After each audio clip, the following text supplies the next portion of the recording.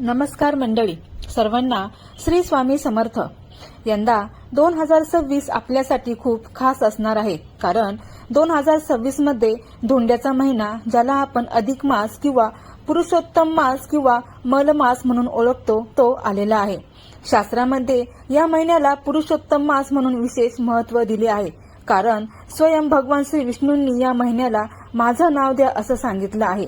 लोक अधिक मासाला धोंड्याचा महिना किंवा पुरुषोत्तम मास असेही म्हणतात। या महिन्यात केलेलं जप, तप, दान, धर्म, पूजा, स्तोत्रपठण याचं फळ अनेक पटींनी वाढतं असं शास्त्रात सांगितलेलं आहे।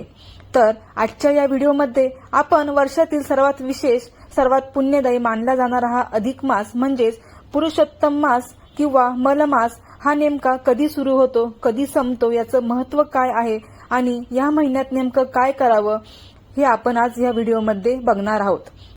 त्यामुळे व्हिडिओ स्किप न करता शेवटपर्यंत नक्की पहा।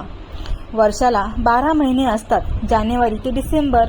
मग हा एक्स्ट्राचा धोंड्याचा महिना येतो कसा, ते आता आपण सविस्तरपणे जाणून घेऊया। तुम्हाला ही एक गोष्ट माहीत आहे का की आपल्या वैदिक पंचांगात अधिक मास लीप वर्षामध्ये एक दिवस वाढतो, पण आपल्या हिंदू पंचांगात एक संपूर्ण महिना वाढतो।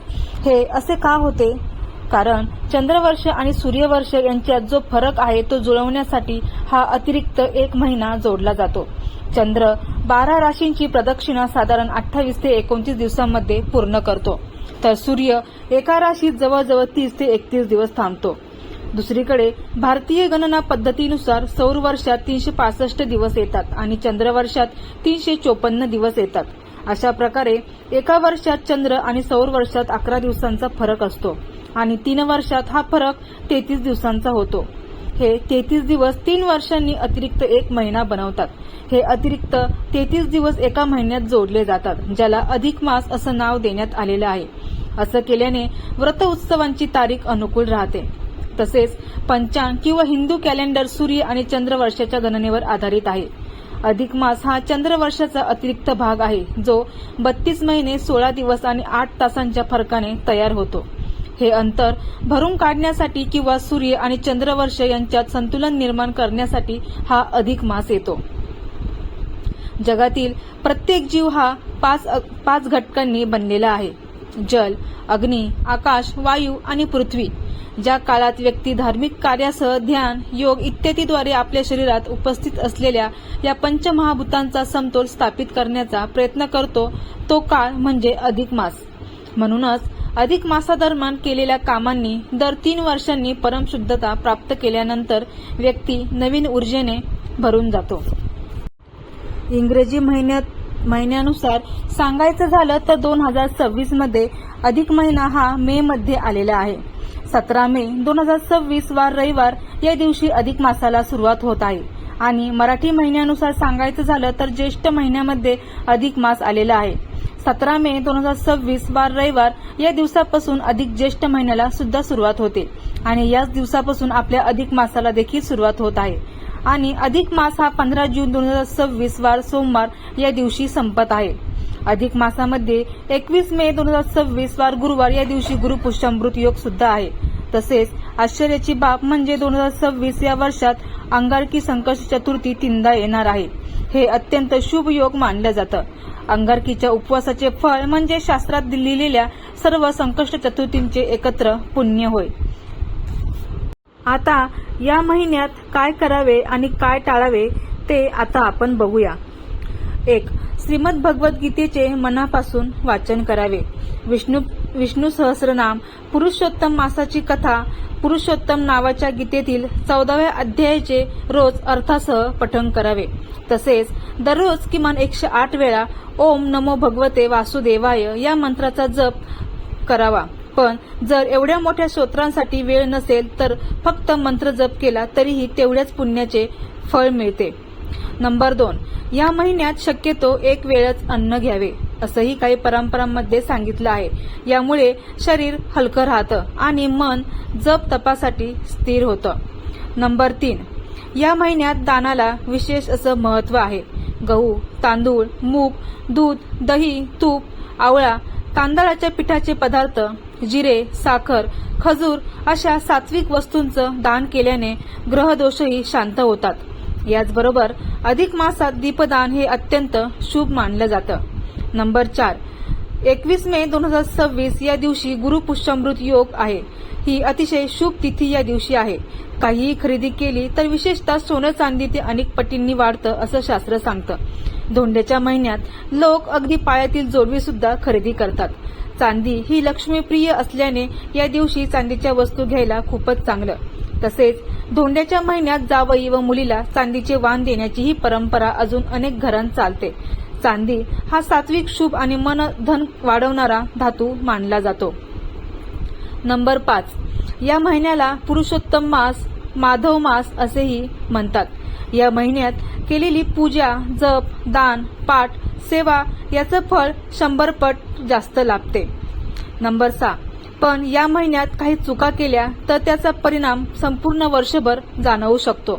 म्हणूनच आज आपण जाणून घेणार आहोत की अधिक मासात कोणत्या चुका अजिबात करू नयेत आणि कोणत्या गोष्टी केल्याने पुण्य कमी होते।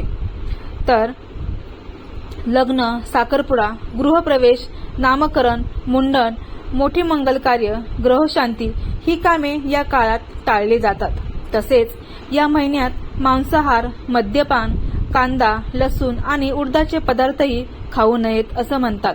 तसेच कोणत्याही नवीन कामाची सुरुवात अधिक मासात करू नये।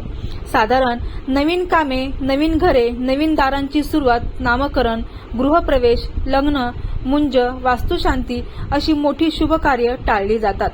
तसेच विहीर, बोरिंग, तलाव खणणे असे काम देखील करू नये, कारण हा महिना उपासना आणि आत्मशुद्धीचा आहे।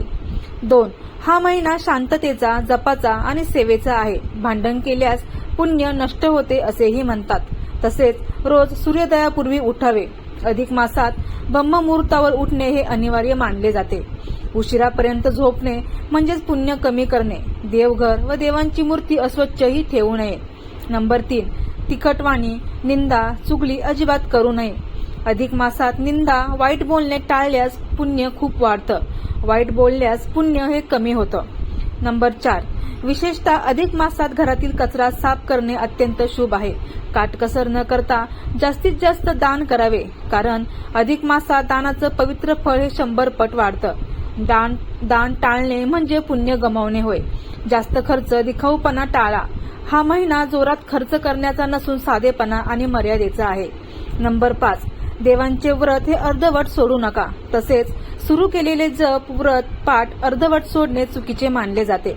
मांस, मद्य, तिखट, राग वाढवणारे अन्न टाळा। अधिक मासात तामसिक आहार म्हणजेच पुण्य कमी करतो। 6, या महिन्यात घरात अंधार ठेवू नका। संध्याकाळी दीप लावणं अत्यंत शुभ असतं। तसेच वडीलधाऱ्यांचा अपमानही अजिबात करू नका। वृद्धांचा अपमान हा सर्वात मोठा दोष या महिन्यात हा अधिक गंभीर मानला जातो। उपवास, दान, पारायण, गरिबांना अन्नदान या सेवा अवश्य करा। अधिक मास हा फक्त एक जादा महिना नाही, तर हा जीवन बदलणारा, कर्म शुद्ध करणारा व पुण्य वाढवणारा काळ आहे। या छोट्या छोट्या चुका टाळल्या तर घरात सुख येईल, शांती येईल, अडथळे दूर होतील, मानसिक शांती मिळेल, धनसमृद्धी वाढेल आणि सर्वात महत्त्वाचं म्हणजे भगवान श्री हरींची कृपा तुमच्यावर अखंड राहील। हिंदू धर्मातील अत्यंत पवित्र मानल्या गेलेल्या अधिक मास किंवा पुरुषोत्तम मास किंवा मलमास बद्दल एक पौराणिक कथा आता आपण जाणून घेणार आहोत, जी आपल्याला या महिन्याचे खरे महत्त्व पटवून देईल। फार वर्षांपूर्वी नहुष नावाचा एक अत्यंत पराक्रमी आणि शक्तिशाली राजा होता। त्याच्याकडे अफाट संपत्ती होती। त्याने अनेक मोठे यज्ञ केले होते, दानधर्म केले होते, पण त्याला एक मोठा दुर्गुण होता, तो म्हणजे गर्व। त्याला त्याच्या पुण्याईचा आणि सत्तेचा प्रचंड अहंकार होता। राजा नहुषाने अनेक दानधर्म केले, पण त्याला अधिक मासाचे महत्त्व कधीच समजले नाही। जेव्हा जेव्हा अधिक मास येई तेव्हा तेव्हा तो त्याकडे दुर्लक्ष करी। त्याने कधीही त्या पवित्र महिन्यात विशेष पूजा दान केले नाही। त्याला वाटले, मी नेहमीच दान करतो, मग या वेगळ्या महिन्याचे काय असे महत्त्व आहे? काळानुसार राजा नहुषाचा मृत्यू झाला। त्याच्या पापपुण्याचा हिशोब झाला। त्याच्या पुण्याच्या तुलनेत त्याचा अहंकार आणि अधिक मासाकडे केलेले दुर्लक्ष हे खूप मोठे पाप ठरले। त्याला स्वर्गातून खाली ढकलण्यात आले आणि शिक्षा म्हणून त्याला अजगर योनीत जन्म घ्यावा लागला. अजगर म्हणून त्याला खूप दुःख भोगावे लागले. अनेक वर्षानंतर जेव्हा पांडव वनवासात होते तेव्हा बलवान भीम एका अजगराच्या तावडीत सापडला. तो अजगर दुसरा तिसरा कोणी नसून शापित राजा नहुष होता. जेव्हा युधिष्ठिर तेथे आला तेव्हा अजगराने आपली संपूर्ण कथा त्याला सांगितली. युधिष्ठिर हे धर्माचे आणि शास्त्राचे मोठे जाणकार होते.